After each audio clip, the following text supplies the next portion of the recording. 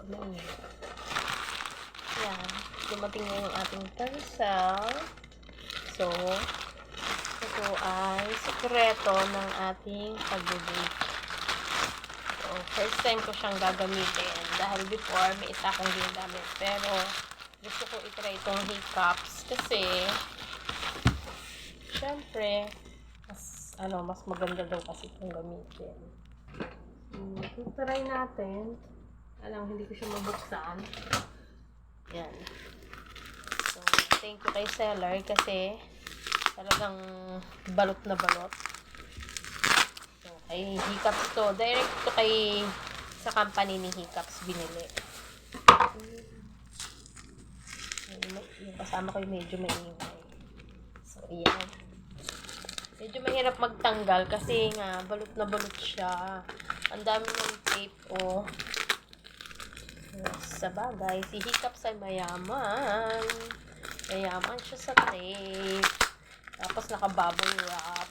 Obligado kasi i-secure.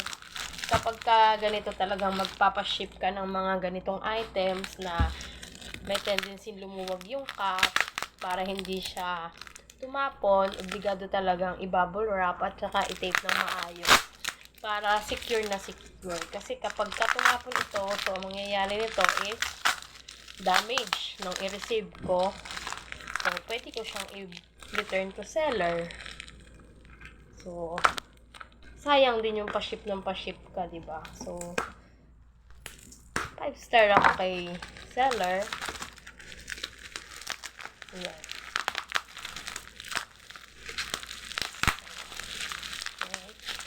Ang kagandahan pa nito is naka-tab siya. So, unlike dun sa iba na naka-pouch, kasi kapag naka-pouch, mahirap siyang tanggalin dun sa pinakalalagyan niya or kailangan mo pa siya i-squeeze dun sa may pouch niya. Unlike nito, i-spoon mo lang siya ng spoon or spatula. Yan, i-scoop mo lang siya.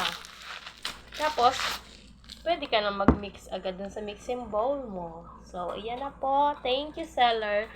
So, maliit lang to. So, 1 kilo lang to. Hindi ako nag-order ng marami kasi gagamitin ko lang to occasion. So, magbe-birthday yung aking sister and brother-in-law. So, gagawa ako ng cake sa birthday nila. So, kasi dati gumagamit ako ng boiled icing. May time kasi na talagang pag hindi maganda yung itlog na nabili mo or luma, yung egg white niya or yung yolk niya is nababasag. So, hindi mabubuo yung ating egg white. So, yun lang. Thank you for watching. Abangan nyo yung cake na gagawin ko. So, thank you.